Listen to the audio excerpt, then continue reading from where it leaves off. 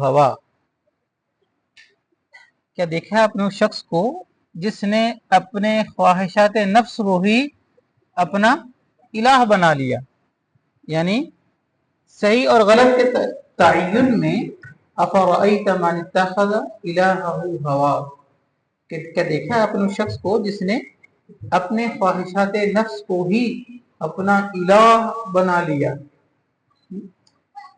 तो पहले पहले मुआशरों में कोई दो चार ऐसे होते होंगे, लेकिन कभी ऐसा मुआशरा कि जो कहे कि मैं ख्वाहिशात नफ्स की ही बुनियाद पर पूरा नज़्म ज़िंदगी, पूरा नज़्म ज़िंदगी, वो मुआशरत हो, वो मईशत हो या वो सियासत हो, वो सारा का सारा नज़्म ज़िंदगी मैं इस तरह बनाऊंगा, मन इत्तखज़ इलाहहु हवा, ख्वाहिशात नफ्स पे, यानी किसी भी इल्हामी तालीमात के बगैर। पहले ये हम एक दफ़ा ये सिस्टम समझ लें, फिर इस बात पर गुफ्तगू कर लेंगे कि वही से रहनुमाई इंसानियत के लिए नागुज़ीर है, लाजमी है। इसके बगैर इंसानियत का गुजारा ही कोई नहीं। और अगर आप इन्हीं बातों को जरा क्रॉस क्वेश्चन में ला के पूछेंगे कि भाई ये बात आपने ऐसे की तो इससे ये मसाइल होंगे, इसका हल क्या है, इसका हल क्या है, इसका हल क्या है, तो जो अभी आपको बड़ी ही दानाई की बातें लग रही हैं तो बिल्कुल ऐसे बैठ जाएंगे जैसे कि वो है ही नहीं। क्योंकि वही ये इलाही इंसानियत के लिए नागुज़ीर थी। अकल और शऊर की एक लिमिट और एक हद है, वहां तक ये इंसान की रहनुमाई करती है।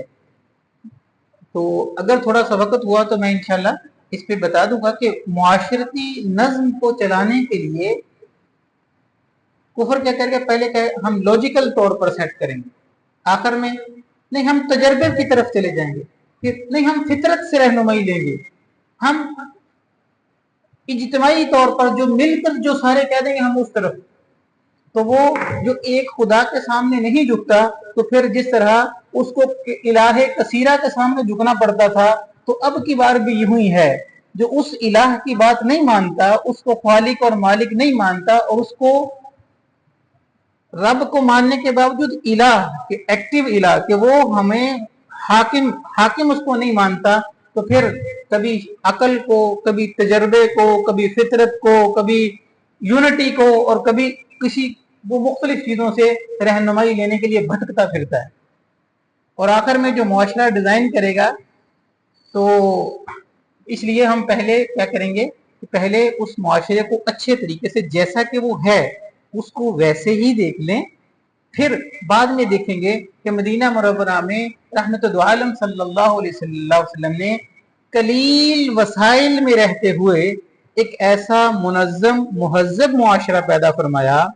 तो आज कसीर वसाइल के बावजूद भी उस तरह का मुआशरा क्यों नहीं पैदा हो रहा?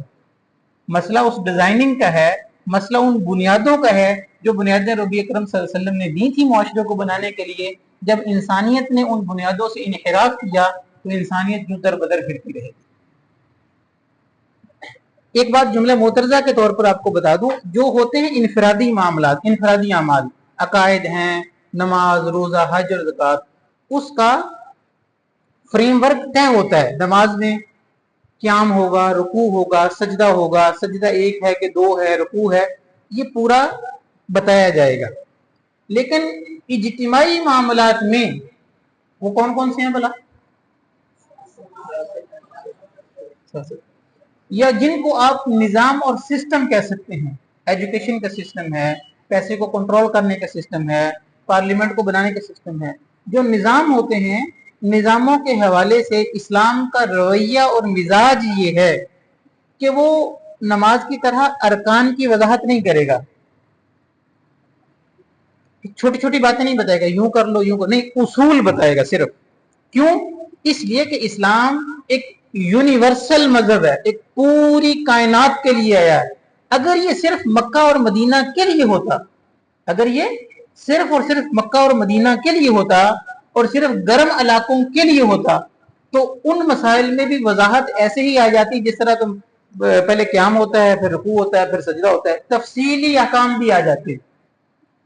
क्योंकि یہ محض ایک خاص بستی، خاص ماحول اور خاص وسائل تک ہی نہیں، بلکہ کل دنیا کے لیے، سارے معاشروں کے لیے، سارے علاقوں کے لیے، سارے خطوں اور ساری آبادیوں کے لیے رہنما بن کر آیا ہے۔ اس لیے جن چیزوں کا تعلق اجتماعیت کے ساتھ ہے، جن چیزوں کا تعلق سسٹم اور نظام کے ساتھ ہے، یا الفاظ دیگر یوں کہہ لیں، جن چیزوں کا تعلق اجتماعیت کے ساتھ ہے، وہاں پر یہ اصول دے گا۔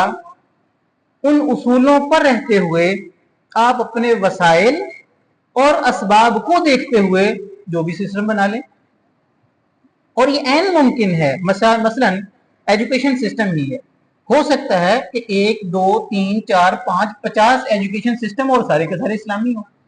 جو چیز ان بنیادوں پر، ان اصولوں پر کھڑی رہے گی، ہم اپنے وسائل، اپنے مسائل اور اپنے اسباب کے دائرے میں رہتے ہوئے ان اصولوں کی جب پابندی کریں گے تو وہ اسلامک ہی سسٹم کہلائے گا، وہ جتنے بھی نظام ہوں۔ چونکہ اسلام ایک عالمگیر مذہب ہے، عالمگیر مذہب ہے، تو عالمگیریت کا تقاضا یہ ہے کہ اس کے اندر اتنی فلیکسیبلٹی ہوتی، اتنی وسعت اس میں ہوتی، اور الحمدللہ وہ ہے، سمجھے؟ تو اس لیے بس اوقات ہم اسلام کو اس تناظر میں نہیں دیکھتے، ایک عالمگیر تناظر میں نہیں دیکھتے، تو چھوٹی چھوٹی جزیات کی وجہ سے آپس میں اختلافات پیدا ہوتے ہیں۔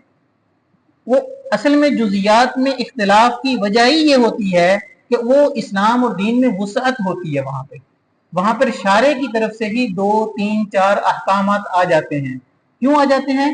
کہ ایک علاقے اور خطے کے لیے ایک پر عمل ممکن تھا، دوسرے علاقے اور خطے کے لیے دوسرے پر، تیسرے علاقے اور خطے میں تیسرے پر ممکن تھا۔ اس لیے اس دین مبین کے اندر ہی اتنی فلیکسیبلٹی، اتنی وسعت رکھی گئی ہے۔ جیسے کہ ترمذی شریف میں روایت ہے، اللہ جل شانہ نے ارشاد فرمایا کہ سکت عن ربک، کچھ معاملات میں اللہ تعالیٰ نے خاموشی اختیار فرما دی تم پر رحم کرتے ہوئے، کچھ حلال کو واضح کر دیا، حرام کو واضح کر دیا، اور کچھ درمیان میں کچھ معاملات ایسے رکھے جس میں شارع کی طرف سے وضاحت نہیں، 2 3 4 حکم آ گئے یا سکوت آ گیا۔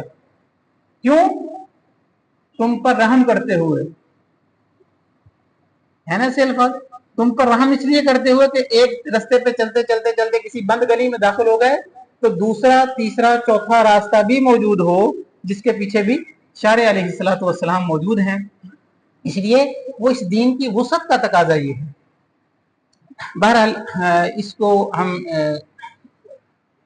جزوی طور پر ابھی فی الحال یہ سمجھیے کہ اسلام جن چیزوں کا تعلق نظام اور سسٹم کے ساتھ ہے، اس میں ایک تو ہے اصول واضح ہوں گے، ٹھیک ہے، اور اس میں ہمیں بہت مدد وہ سیرت نبی صلی اللہ علیہ وسلم سے ملے گی، جی ٹھیک ہے۔ تو ان اصولوں پر رہتے ہوئے کوئی بھی معاشرہ اپنے اسباب، اپنے وسائل اور اپنے مسائل کو مد نظر رکھتے ہوئے کوئی بھی چیز ایسی بناتا ہے تو وہ اسلامک ہی سمجھی جائے گی۔ لیکن اگر کوئی آدمی اپنی بنیادوں پر چیزوں کو تعمیر کرنے کی بجائے باہر سے آئی ہوئی چیزوں پر بھی ہر اگلا چڑھانا شروع کر دے، یہ نادانی ہے، یہ ظلم ہے، یہ فتنے کی رو میں بہہ جانا ہے۔ یہ چیزیں باہر سے آئی ہوں، میں اپنی نادانی کی وجہ سے اسے کچھ کان کون سیدھے کر کے کہوں کہ یہ اسلام ہے۔ اس لیے کہ جتنے بھی احکامات ہیں وہ مزاج اطاعت پیدا کرتے ہیں، اللہ کی بندگی کا مزاج اندر پیدا کرتے ہیں۔ جی ہم اپنے ان جملہ معترضہ کے بعد اپنے مختصر دوبارہ اپنے موضوع پر آتے ہیں۔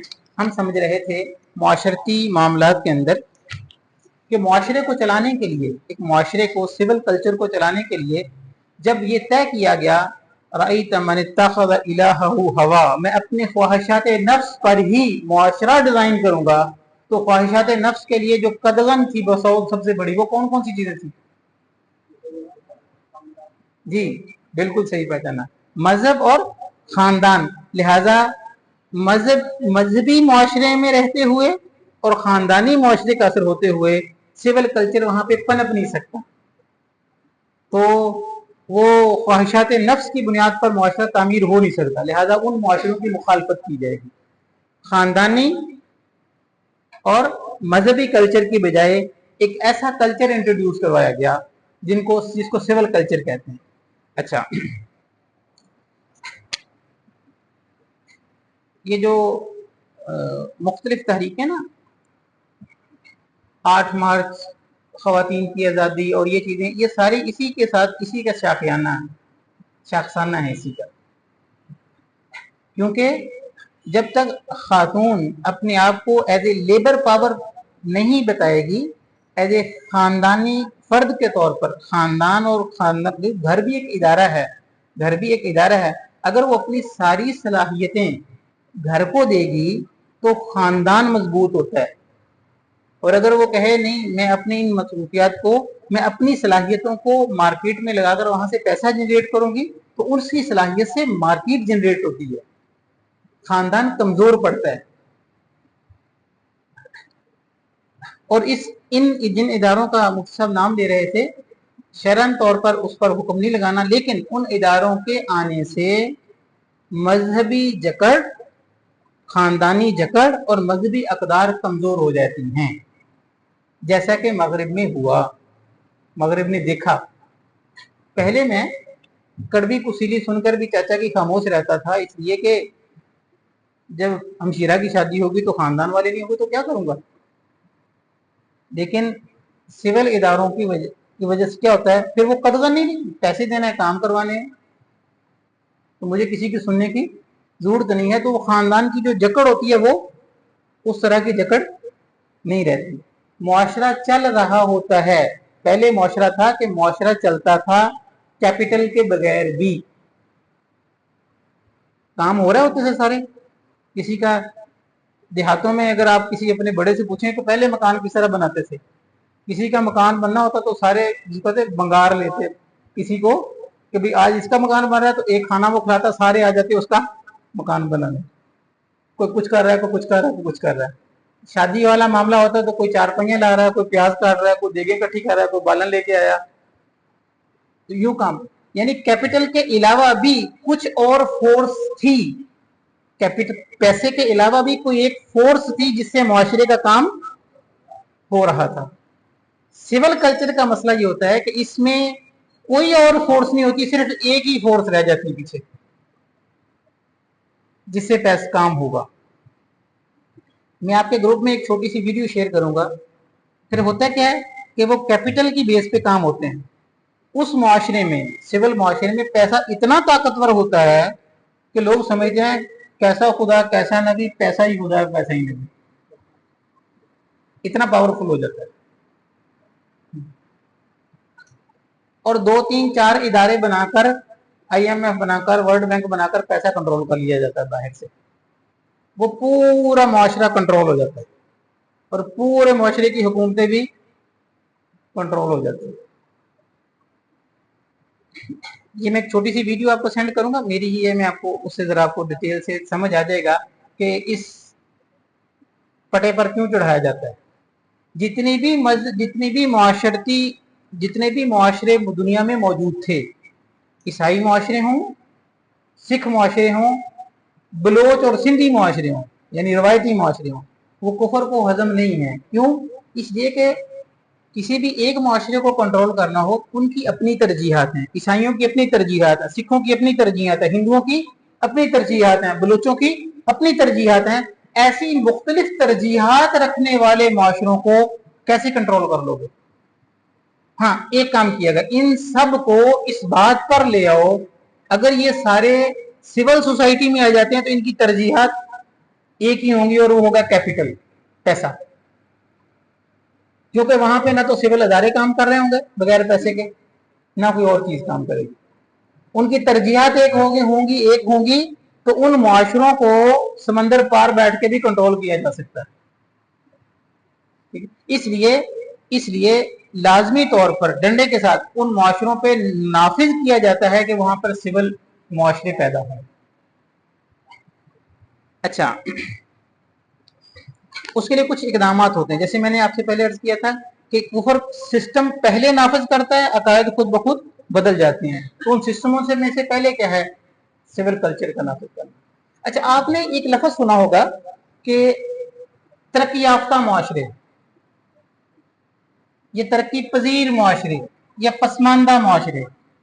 अच्छा, वो कौन सा स्केल है जिसे लोग नाप लेते हैं कि ये तरक्की याफ्ता है, ये तरक्की पजीर है, यही जा रहा है तरक्की की तरफ, और ये पसमानदा है? वो कौन सा डायग्राम है जिससे लोगों को नापा जाता है? मैं सवाल रिपीट करता हूं, दोबारा दोहराता हूं, वो कौन सा ऐसा स्केल है जिसके बारे में ये कहा जाता है कि ये मुआशरा तरक्की याफ्ता मुआशरा है? अच्छा, ये मुआशरा अभी तरक्की पजीर है और ये मुआशरा भी पसमानदा है। वो कौन सा स्केल है जिसे नापा जाता है? वो स्केल बेसिकली फ्रीडम है, आजादी। अच्छा, आजादी को इंश्योर करना, आजादी को यानी बालफाजदी के दूसरे लफ्जों में जो चीजें सिक्योर करती हैं, नंबर एक सिविल सोसाइटी, सिविल इदारे, सिविल कल्चर। सिविल कल्चर है कि नहीं है वो आप बताएंगे सिविल इदारे, जहां पर सिविल इदारे मुनज़्ज़म हैं। सिविल इदारे पता कौन कौन से हैं? सिविल इदारे कौन कौन से हैं? सिविल इदारे वो हैं, मैं रिपीट कर, सिविल इदारे वो हैं जो आपके काम मजहब और खानदान के प्रेशर की वजह से हो रहे थे। जब आपने मजहब और खानदान को निकाला ना, वो काम रुक गए। मसलन पहले लोग अपने मेहमानों को खाना खिला देते थे। बस्तियों में कोई बंदा भी देखते कि यार ये मेहमान आया है, तो अहले इलाका खाना खिलाना फर्ज समझते थे। और जहां तक अभी तक नेट नहीं पहुंचा, वहां के लोग अभी भी पठान फर्ज ही समझते हैं और जहां पर नेट पहुंच गया तो वहां के लोग फर्ज नहीं समझते। अच्छा, लोग फर्ज समझते थे, लिहाजा इसलिए आप कभी नहीं पढ़ेंगे कि इमाम बुखारी रहमतुल्लाह अलैह सीधे के होटल पर रुके और उन्होंने चाय पी। कभी पढ़ा आपने? इसलिए कि मुस्लिम कल्चर में होटल नाम की कोई चीज नहीं होती थी, इसलिए कि वो मेहमानों को खाना खिलाना अपनी जिम्मेदारी समझते थे और खानदानी मुआशरों में ये चीज ऐसी ही चल रही होती थी। अच्छा, मजहब की वजह से, अच्छा, यतीमों की परवरिश करना मजहब की तरफ से फर्ज किया गया था। अगर कोई भतीजा भांजा यतीम हो जाए तो बाकी लोग उसको ख्याल रखेंगे। अच्छा, जब आप मजहब को दरमियान से निकालोगे तो यतीम तो रुल जाएंगे, लिहाजा यतीमों को सपोर्ट करने के लिए यतीम खाना बन जाएगा। पहले होटल बना, फिर यतीम खाना बन गया। बुजुर्गों का एहतराम मुझ पर फर्ज किया गया था। जब मजहब को दरमियान से निकालो उस मुआशरे के, तो बुजुर्ग तो सड़कों पे आ जाएंगे, बेवकूफ हो जाएंगे। तो अब उस मुआशरती गैप को, उस मुआशरती नक्स को पूरा करने के लिए क्या किया जाता है? एक इदारा बना दिया जाता है। ठीक, ये सिविल इदारे होते हैं। सिविल इदारे मतलब मजहब और मुआशरे की वजह से जो काम आपके ऑटोमेटिक हो रहे थे, जब आप मजहब और खानदान को दरमियान से निकालोगे तो वो काम स्टॉप हो जाएंगे, रुक जाएंगे। उन कामों को चलाने के लिए फिर मुख्तलिफ इदारे खड़े किए गए, कभी यतीम खाना, कभी ओल्ड हाउस, कभी दारुल अमान, कभी होटल, कभी शादी हाल, कभी फलां। सही है जी? ये इदारे सिविल सर्विसेज, ये सिविल इदारे ये वो होते हैं। पहले वो सिविल काम क्यों खुद ब खुद हो ही क्यों जा रहा था? पीछे प्रेशर था खानदान का या फिर मजहब की हिदायत थी। तो आजादी के चक्कर में जब उस जड़ से उखड़े और ख्वाहिशात नफ्स की वजह में लगे तो वो सारे काम स्टॉप हो गए, रुक गए। तो फिर ये इदारे बनाए, मगरिब में इदारे बनाए। अच्छा, उनकी तो 17वीं 18वीं सदी में उनकी तो मजबूरी थी कि जब उन्होंने मजहब से दस्तबरदार होकर आजादी के नाम पर एक मुआशरा तामीर किया, फिर मसले मसाइल पैदा हुए तो उन्होंने इदारे खड़े कर लिए। 18वीं सदी में ये इदारे वहां पर इसलिए तामीर हुए, लेकिन हमारे काठे अंग्रेजों को या कह लें, या हमारे शबीहन अंग्रेजों को या कह लें सोचन मुतासरा अफराद को क्या मसला हुआ कि इन्होंने इदारे क्यों बना दिए? प्रॉब्लम तो मुझे मेरे मसले जो मेरा वतन ला इलाहा इल्लल्लाह की बुनियाद पे बना, اور اس لیے قربانیاں دی گئیں کہ یہاں پر محمد عربی صلی اللہ علیہ وسلم کا نظام نافذ ہوگا. ہمارے بزرگوں سے کوئی شکوہ نہیں اور شکایت نہیں, ان کا جو کام تھا انہوں نے کیا. آگے کام میری درسگاہوں کا تھا کہ وہ شعور کو باقی رکھتی اور شعور کو جاگاتی رہتی تاکہ عمل کی طاقت دوبارہ سے کھڑی ہوتی.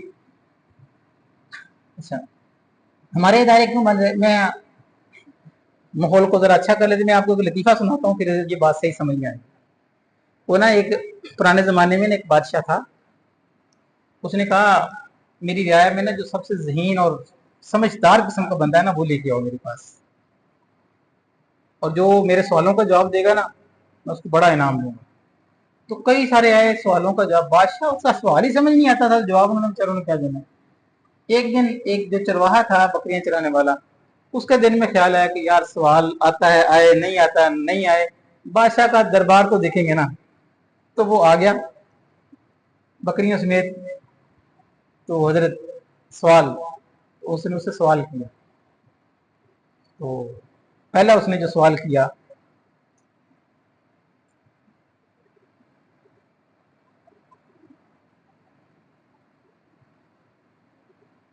نے کہا یہ دیکھو,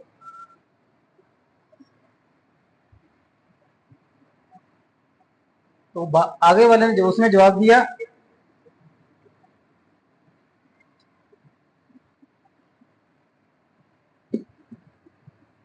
سارے حیران پریشان, سوال کیا تھا جواب کیا تھا. بادشاہ کہہ رہا واہ واہ کیا جواب دیا یار اس نے. سارے پریشان, یہ کہہ رہا ہے ایسے اور یہ ایسے اور وہ آگے ایسے ایسے کر جا رہا ہے. اس نے دوسرا سوال پوچھا تھا, اس کو لے آؤ اوپر, اس کو تخت کی قریب لے آؤ.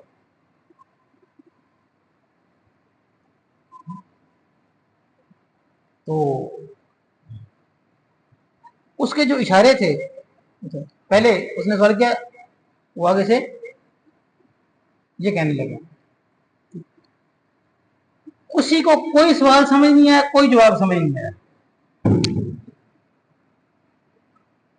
بادشاہ کہتا ہے اس کو لے جاؤ جناب محلات میں لے جاؤ, اس کو نہلاؤ دلاؤ, یہ بڑا ذہین آدمی ہے.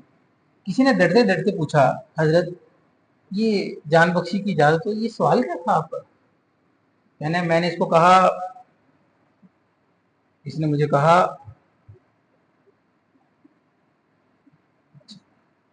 کیا مطلب اس کا.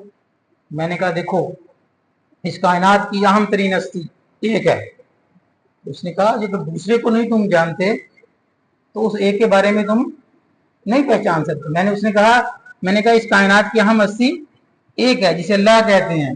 اس نے کہا اگر تم دوسرے کو نہیں پہچانتے, محمد صلی اللہ علیہ وسلم کو نہیں جانتے, تو تم پہلے کے بارے میں بھی خبر حاصل نہیں کر سکتے تھے. میں نے کہا کمال آدمی ہے. پھر میں نے اس کو کہا یہ دیکھو یہ ساری سلطنت جو ہے نا اس پہ بادشاہی میری ہے. تو اس نے آگے سے سر ہلایا اور مجھے اس نے دکا دے دیا. تو وہ اس نے, میں نے کہا یہ ساری بادشاہی میری ہے. تو اس نے مجھے بے ادبی کی اور کہا کہ بادشاہی تو ان الحکم الا للہ, حکم تو اللہ ہی کا چلتا ہے. تو اس نے مجھے جو میں نے سوال کیا, اس نے بڑا ذہین آدمی تھا. کسی نے چرواہے سے بھی پوچھا کہ حضرت تو جو سوال تھا کیا تھا سوال. اس نے کہا تمہارا بادشاہ بڑا بھوکھا آدمی ہے, وہ کہتا تھا ایک بکری مجھے دے دو. میں نے کہا جناب ایک بکری کیا بات, آپ 2 بکریاں لے لیجئے. لیکن وہ اتنا بھوکھا آدمی کہتا نہیں ساری بکریاں مجھے دے دو, ساری بکریاں مجھے دے دو.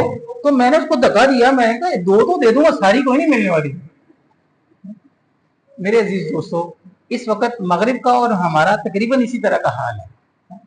وہ انہوں نے ادارے بنائے تھے مذہب اور خاندان کو سے جان چھڑا کے, جب صرف عقل اور خرد پر, بغیر مذہب کے جذبات کے, بغیر ادب اور احترام, یعنی مذہب اور خاندان کے بغیر جب معاشرے چلانے کی فکر اور جستجو کی گئی تو بہت سارے مسائل پیدا ہوئے. ان مسائل کو کور اپ کرنے کے لیے, ان مسائل سے جان چھڑانے کے لیے, اور تھوڑا سا اس میں بیلنس کر لانے کے لیے, تو انہوں نے وہ ادارے کھڑے کیے. اب اولڈ ہاؤس بنا دینے سے تو کیا والدین کو عزت اور توقیر ویسے ہی مل جائے گی جو مذہبی معاشرے میں ملتی ہے؟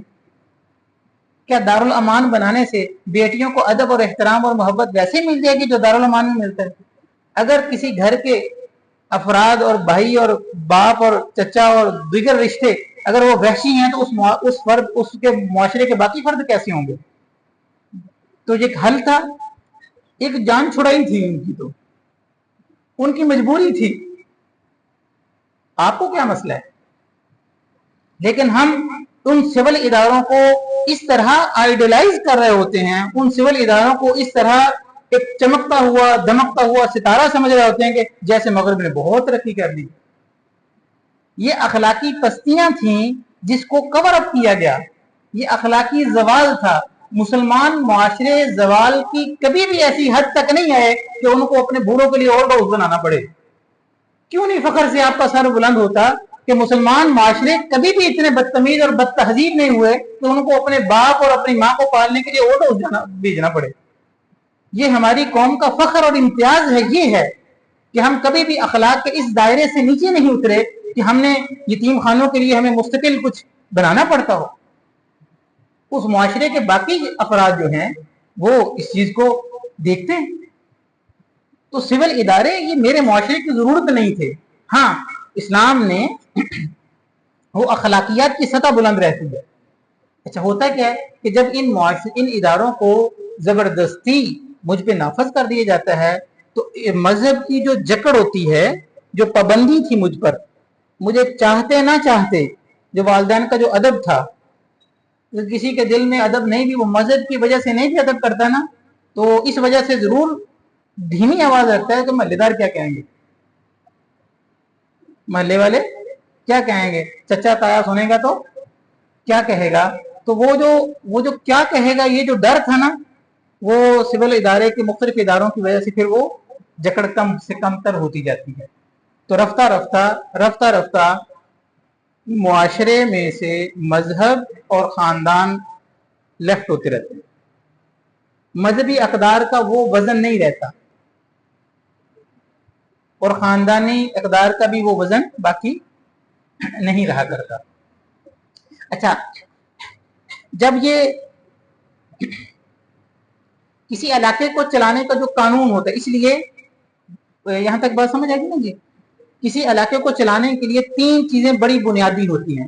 کچھ تو چیزیں وہ ہوتی ہیں جن کو اگر معاشرے میں نافذ نہ کیا گیا تو معاشرے میں فساد برپا ہو جائے گا۔ وہ ہوتا ہے قانون۔ قانون کو کون قائم کرتا ہے؟ اس پر عمل کون کرواتی ہے؟ حکومت کرواتی ہے۔ دوسری، معاشرے کو چلانے کے لیے کچھ ایسی چیزیں ہوتی ہیں جن کو اخلاقیات کہتے ہیں۔ اخلاقیات پہ عمل کون کرواتا ہے؟ جتنی بھی اخلاقیات کی سطح کی وہ ضروری ہوتی ہیں، لازمی ہوتی ہیں، لیکن ان کو کروانے کے لیے کبھی بھی پولیس دروازے پہ نہیں آتی، لیکن وہ ایک اور پریشر ہوتا ہے جس سے وہ کام کروا لیا جاتا ہے، وہ ہوتے ہیں اخلاقیات۔ اخلاقیات پر عمل کرواتا ہے معاشرے کا کون؟ مذہب یا خاندان۔ مذہبی معاشروں میں اخلاقیات پہ کون عمل کرواتا تھا جی؟ مذہب یا خاندان۔ اور تیسری کچھ چیزیں ہوتی ہیں جن کا تعلق ادب اور آداب کے ساتھ ہے۔ اخلاقیات میں اور آداب میں تھوڑا سا فرق ہے، وہ سمجھ لیجئے۔ اخلاقیات کا تقاضا معاشرہ کرے گا، میں اگر بدتمیزی کروں گا تو میرے محلے والے اور میرا مذہب مجھے کہے۔ اس صحیح راستے پہ چلانے کی ڈیمانڈ کون کر رہا ہوتا ہے؟ پریشر کون کریٹ کرتا ہے؟ مذہب یا خاندان۔ اچھا، جو ادب و آداب ہوتے ہیں اس کی ڈیمانڈ مذہب نہیں، ہم سایہ دار نہیں کریں، میں خود کروں گا۔ مثلا میں کسی ہوٹل میں کھانا کھانے گیا تو اس نے ویٹر نے میرے لیے دروازہ نہیں کھولا، میں کہتا ہوں بھائی میرے لیے دروازہ کیوں نہیں کھولا؟ اس کا تقاضا میرے محلے والے آ کے نہیں کریں گے، ہے نا؟ کار میں بیٹھنے لگا تو بھی میرے لیے دروازہ کیوں نہیں کھولا گیا؟ ادب و آداب، اس کا تقاضا کون کرتا ہے؟ فرد واحد کرتا ہوتا ہے۔ مینرز کو فرد واحد، ہم نے ان کو مینرز کا نام دے دیا۔ اس میں فرق سمجھنا چاہیے۔ ہم بعض اوقات ویسٹرن معاشرے میں ان چیزوں کو دیکھ کر ان چیزوں کی گواہی دینی شروع کر دیتے ہیں۔ ان چیزوں کو دیکھ کر جس کا تعلق ایک فرد، جس کی ڈیمانڈ ایک فرد واحد کر رہا ہوتا ہے، اس کا تعلق ادب و آداب کے ساتھ ہے، اور جس کا تقاضا فرد واحد نہیں پورے محلے والے کر رہے ہیں کہ آپ کو ایسا کرنا چاہیے تھا، ہمارے صاحب کے ساتھ یہ ایسا سلوک نہیں کرنا چاہیے تھا، وہ کیا ہوتا ہے؟ اخلاقیات ہوتے ہیں، سمجھے؟ تو مذہب کے بغیر مذہب کے بغیر اور خاندان کے بغیر جو بھی معاشرہ چلے گا وہاں پر اخلاقیات کلوز ہو جائیں گی, اخلاقیات نہیں ہوں گی. وہاں پر معاشرہ اس طرح ہوتا ہے. کسی بھی مذہبی معاشرے کی قانون سازی یوں ہوتی ہے, یعنی ایک چھوٹا سا حصہ قانون ہوتا ہے کہ جو یہ نہیں کرے گا اس کے ختم ہونے سے تو فساد برپا ہو جائے گا, اس پر عمل درآمد کرواتی ہے حکومت. یہ چھوٹا سا ہوتا ہے شکوں کی شکل میں, احکام کی شکل میں, یہ کرو, یہ نہیں کرو, یہ کرو, یہ سزا ہوگی. وہ کیا ہوتا ہے, چھوٹا ہوتا ہے. اچھا, ایک بہت بڑا حصہ ایسا ہوتا ہے احکام کا جس پہ عمل کروانا ضروری ہوتا ہے, معاشرہ اس کے بغیر رک جائے گا, ٹھہر جائے گا, کام رک جائیں گے. وہ اخلاقیات سے کیا جاتا ہے, اور وہ کس کے پریشر سے ہو رہا ہوتا ہے, مذہب اور خاندان کی وجہ سے. جس معاشرے میں سے آپ مذہب اور خاندان کو نکالو گے وہ درمیان والے سارے کام رک جائیں گے. پھر ان کاموں کو کروانے کے لیے کیا کیا جاتا ہے, نئی نئی قانون سازی کی جاتی ہے. بچوں کے حقوق, عورتوں کے حقوق, لیبر کے حقوق, فلاں کے حقوق, فلاں کے حقوق. کیا ہوتا ہے, قانون بڑا ہوتا جاتا ہے, حتیٰ کہ یہاں تک قانون سازی ہوتی ہے کسی نے ٹیشو پیپر استعمال کر کے پھینک دیا تو 500 روپے کا جرمانہ ہوگا. یہاں تک قانون بنے گا. اور جتنی بڑی کھڑکی ہوتی ہے اتنے زیادہ پھنستی ہیں, سمجھے. تو ایک معاشرے میں مجرم طبقہ پیدا ہوتا ہے, مجرم زدہ ذہنیت والے لوگ پیدا ہوتے ہیں. صحیح. اچھا, قانون بڑھ جاتا ہے, باقی سول ادارے کھڑے کیے جاتے ہیں تاکہ اس اخلاقیات کے گیپ کو پورا کیا جا سکے. تو لہذا مغربی معاشرہ جو قانون سازی کرے گا وہ ایسی ہوگی کہ قانون والا خانہ جو ہے وہ بڑا ہوگا, ہر نت نئے روز نئے قانون پاس ہو رہے ہوں گے. عورتوں کے حقوق, فلاں کے حقوق, چھوٹے بچوں کے حقوق, فلاں بل پاس ہو گیا, فلاں بل پاس ہو گیا. سول کلچر کا یا سول سوسائٹی کا قانون مسلسل بڑھتا رہتا ہے. اسلام کا حسن یہ ہے جس پہ آپ کو فخر ہونا چاہیے کہ اس کے متعین شدہ احکام اتنے ہیں اور اتنے ہی ہیں, اور انہی احکام سے دنیا نے امن, محبت, آشتی سب دیکھا ہے.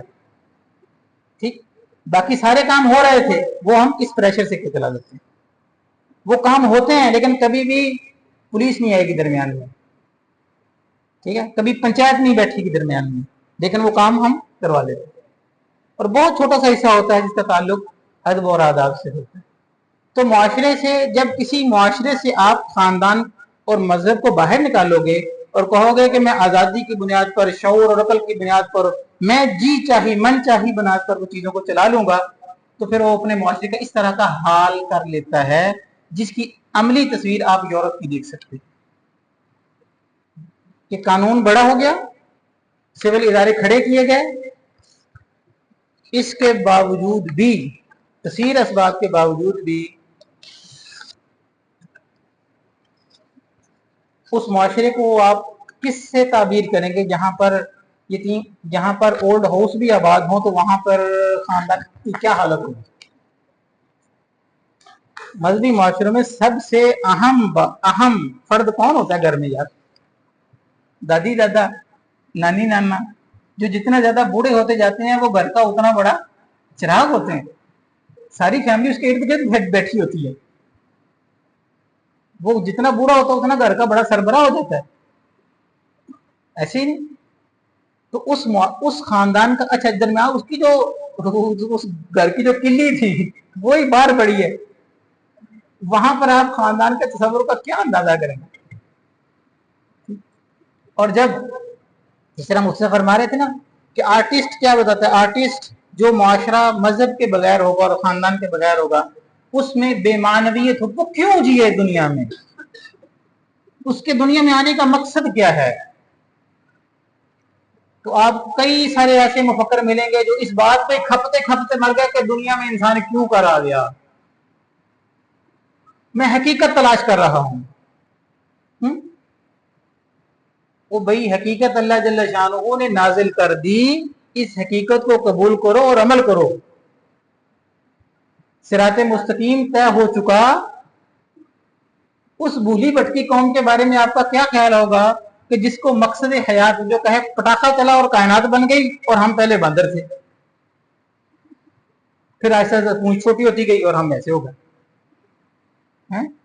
اور یہ آج بھی میرے بچوں کو 11ویں کلاس میں پڑھایا جاتا ہے اور مجھے کوئی پریشانی بھی نہیں ہے، نہ آپ کو پریشانی. پڑھایا جاتا ہے نا. اللہ میاں نے سیدنا آدم علیہ السلام کی ہمیں کہانی سنائی ہے، ہمیں سٹوری بتائیے، حقیقت سے آگاہ کیا ہے کہ تم اس جل جلالہ کی تخلیق ہو اور تمہیں ایسے تخلیق کیا گیا ہے، اور اس لیے تم دنیا میں ایک مقصد لے کے آئے ہو اور اس مقصد کی تکمیل کے لیے زندگی گزارو. اور آج بہت سارے بڑی ملمہ سازی کے ساتھ کہیں میں حقیقت کی تلاش میں زندگی صرف کر رہا ہوں. یہ حقیقت نازل ہو چکی، کیا تلاش کر رہے ہو آپ؟ سنی ایسی باتیں کبھی آپ؟ کہتے پھرتے نا لوگ، اور اس کو بڑا دانا اور عقل مند سمجھا جاتا ہے.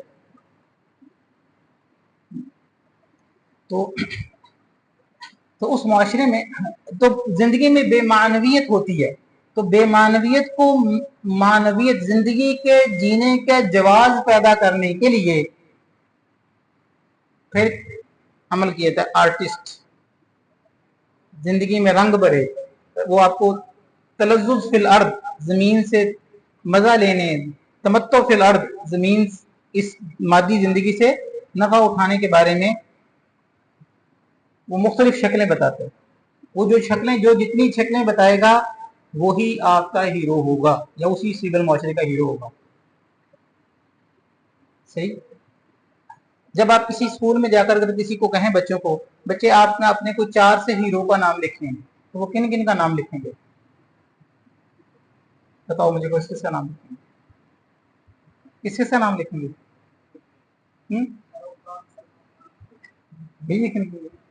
اچھا اچھا، ان کو ہیرو کیوں کہا گیا؟ کیوں؟ اس لیے کہ دنیا سے نفع اور لذت اٹھانے کے مختلف ٹیکٹ اور طریقے انہوں نے سکھائے. اور انسان سپر مین وہی ہے جو انسان جو چاہے چاہ لے اور اپنی چاہت کے مطابق وہ اس معاشرے کا پھر ہیرو ہوگا. اور پھر وہ ہیرو جب میں ویسا بننا چاہتا ہوں، بہت خواہشات زندگی میں مانیت، یہ زندگی میں معنویت پیدا کرتے ہیں جینے کا جواز. اچھا خواہشات ہوگی، یہ خواہش وہ خواہش وہ خواہش وہ خواہش، ہر خواہش کی ایسی ہزاروں خواہشیں ایسی کہ ہر خواہش پہ دم نکلے. جب اتنی زیادہ خواہشات، اسلام کیا کرتا ہے، یہ انبیاء کیا کیا کرتے ہیں، وہ خواہشات کی بیس پہ نہیں، ضروریات کی بیس پہ زندگی گزارنا سکھاتے ہیں. خواہشات کی بندگی نہیں، اللہ کی بندگی سکھاتے ہیں. ضروریات یعنی زندگی کا سرکٹ وہ خواہشات پہ نہیں، ضروریات کے گرد گھومتا ہے. یہ بنیادی فرق ہے. تو یہ معاشرہ خواہشات پر جب ڈیولپ ہوگا تو پریشانیاں اس معاشرے کا مقدر ہوں گی. ایک بندے کے دل میں 10 خواہشیں ہیں، اگر 5 بھی پوری ہو گئی تو وہ کہتا ہے میری آدھی خواہشیں پوری ہو گئی. جس کے دل میں 2 خواہشیں تھیں 2 پوری ہو گئی، وہ کہتا ہے میری تو زندگی کے ساری خواہشیں ساری پوری ہو گئی. اور جس کے دل میں 1000 خواہشات تھیں 50 پوری بھی ہو گئی تو وہ کہتا 9950 خواہشات کا کیا بنے گا. وہ کثیر خواہشات کے پورے ہونے پر بھی پریشان کا پریشان ہی رہے گا. جب اتنی خواہشات کا گلا گھونٹتا انسان دیکھتا ہے نا، سارا دن محنت کی خواہش پھر نہ پوری ہوئی، اور میڈیا انڈسٹری میں مسلسل خواہشات پیدا کی جا رہی تاکہ یہ چلا رہا ہے، لگا رہا ہے کام پہ. بہت کام کیا، تھک ہار کے بھی خواہشات پوری نہ ہوئی. جب ٹوٹا ہوا گھر پہنچا تو گھر میں نہ ماں تھی نہ باپ تھا. تو ایسے معاشرے میں رہنے والے لوگ اپنا ذہنی توازن کھو دیتے ہیں. اس لیے آج بھی نیٹ پہ جا کے سرچ کر لیجئے گا، سب سے زیادہ ذہنی امراض کے لوگ کن ممالک میں پائے جاتے ہیں. مجھے کہانی سنا رہے ہیں کہ محمد صلی اللہ علیہ وسلم کی شریعت کو چھوڑ کر دنیا کیسے خوش رہ سکتی ہے. یار مجھے چند شیشے کی چمک دکھا کے گمراہ کرنا چاہتے ہو؟ حقیقت کو جانیے کہ دنیا میں اچھا پاگل تو نہیں، سب سے زیادہ پاگل خانے کا کس ملک میں ہے، یا سب سے زیادہ ذہنی بیماریاں کن ممالک میں ہیں، سب سے زیادہ خودکشیاں کہاں پہ ہوتی ہیں. خودکشیاں کرنے کو بلوچستان والوں کو کرنا چاہیے تھا نا، جنہوں نے بہت سارے علاقے ہیں جنہوں نے زندگی میں کبھی پنکھا نہیں دیکھا، بھوک جن کے گھروں میں ناچتی ہے. वो तो जनाब 10 बच्चे, 12 बच्चे, 15 बच्चे, उनकी तो ये हाल है। वो तो खुदकुशियां नहीं करती। खुदकुशियां वो मुआशरा कर रहा है जहां पे कसीर माल होने के बावजूद तुम्हें क्या मुसीबत पड़ गई खुदकुशियां करने की। वो फिर वजह यही होती कि जिंदगी में बेईमानियत थी और ख्वाहिशात की बेस पे मुआशरे को चलाने की कोशिश की गई। ख्वाहिशात में कसीर मेहनत के बावजूद भी ख्वाहिशात पूरी नहीं हुई, तो फिर क्या होता है, जब खानदान का सिस्टम भी कोई नहीं तो वो बंदा हिल जाता है, इतनी मेहनत करके बंदा हिल जाता है। फिर क्या करता है थेरापिस्ट, फिर उसको जनाब उसका साइकोथेरेपी करके उसको दोबारा से काम पर जाने के काबिल बनाया जाता है।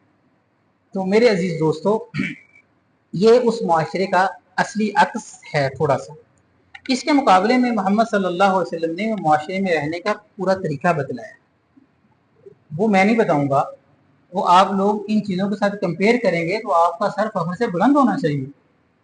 ना ये कि हम बाहर से लंडे की से आई हुई चीज़ों पर हरा गुलाब को हना के जनाब उसको इस्लामी करते थे। ये मेरा काम नहीं है। मेरा काम ये है जो बुनियादें हैं उन बुनियादों से मट्टी मुट्टी जाड़ें, बताएं कि ये हमारे पास बुनियादें हैं। दुनिया में इस वक्त अमन या रहमतुल्लिल आलमीन के निज़ाम से है, और उसकी वजाहत, उसकी तोज़ी और तशरीह यही हजरात कर सकते हैं। अगर आप कहें कि कोई तोज़ी और तशरीह कोई और करे, भाई कोई और क्यों करे? उम्मत ने आप लोगों पे इन्वेस्ट किया है कि नहीं किया, बताइए। बाकियों पर तो फर्ज किफाया और आप पर तो फर्ज ऐन बनता है। जी, अल्लाह जल्ल शानहू हमें अमल की तौफीक अता फरमाए। हम इस मजलिस का इख्तिताम करते हैं, खत्म करते हैं, मजलिस का इख्तिताम करते हैं इस बात के साथ कि आइंदा की मजलिस में आप हजरात ने वो जो ह्यूमन राइट्स चार्टर है उसको आपने देख कर आना है।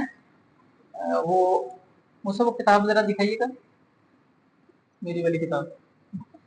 अच्छा, उसको मैं सेंड भी करवा दूंगा या उस किताब में से देख लीजिए। अच्छा, आप हजरात ने उसको पढ़ के ना एक दफ़ा उनमें से जो जो चीज़ें आपको शरीयत के खिलाफ लगती हैं या नज़र आती हैं, आपने उनको एक सफ़े पे लिख लेना है, ठीक है जी। तो या इस किताब के सफ़ा नंबर कुछ अंदर एक बहस है ह्यूमन राइट्स की, ठीक है, तो वहाँ से देख लीजिए। हाँ, अभी कर दो। दूसरा, हमारे कोर्स में ये तय हुआ है, आप इस क्लास के तरफ से ये समझ ही गए होंगे, ये कोई ना कोई जलसा है और ना ही ये कोई रवायती चीज़ है, बल्कि एक ख़ास अफराद की ख़ास ट्रेनिंग के लिए ये हम जमा होते हैं। और आप हजरात छुट्टी वाला दिन छोड़ के और छुट्टी के लम्हात को छोड़ के इधर आ जाते हैं पढ़ने। पता चला कि आप भी बड़े संजीदा हैं इस मामले में। तो दोस्त, इसमें हम ज़्यादा गहराई से काम कर सकें तो हमने एक शेड्यूल बनाया था जिन अफराद को हमने असनाद जारी करनी है। तो आप वगैरह से 3 असाइनमेंट्स लिखवाएंगे। असाइनमेंट क्या कह रही है, 3 जो हमने पढ़ा हुआ है आप उनके 3 खुलासे लिख कर देंगे हमें। वो असाइनमेंट में जो है वो असाइनमेंट से लगे लफ्ज़ से वाकिफ हो, जो पढ़ा हुआ है, जो आपके जहन में है या जो आपको सेंड किया गया, जो आपने चीज़ें लर्न की, सीखी, उसको आपने अपने लफ्ज़ों में लिखना है। आपको उन्वानात हम बता देंगे या खुद तय कर लें?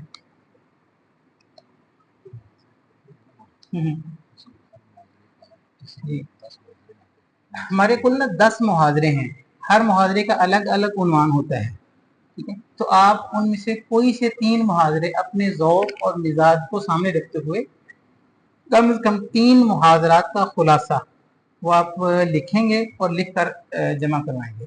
और वो जो मजमून है जो भी आप जमा कराएंगे, हम उसको आपके इकराम में कह लें और आपकी अप्रिसिएशन के लिए हम अपनी जो है अलबलाग का मुतल्लिका पेज उस पर अपलोड भी करेंगे आपके नाम के साथ, अपने नाम के साथ नहीं, वो आपकी प्रॉपर्टी होगी और आपके लिए इंशाल्लाह वो मजमून जो है वो आपका रहेगा। ठीक, तो आप उन 10 मुहाजरात में आज हमने सिविल सोसाइटी के बारे में पढ़ा, तो इसका जो आपके जहन में जो आया, जो आप इस किताब से पढ़ लेंगे, जो आपको नोट सेंड किए वो, या आप और चीज़ें सर्च कर लें, ठीक है, तो उसके मतलब आप पूरा मजमून बनाएं और वो मजमून बनाकर जमा करें, तो आपकी एक असाइनमेंट होगी। इसी तरह इससे पहले हमने आज़ादी के हवाले से पढ़ा, फितनों के हवाले से पढ़ा, ٹھیک ہے. تو کوئی بھی مضامین میں سے آپ 3 اسائنمنٹس جمع کروانا ہر طالب علم کے لیے ضروری ہے.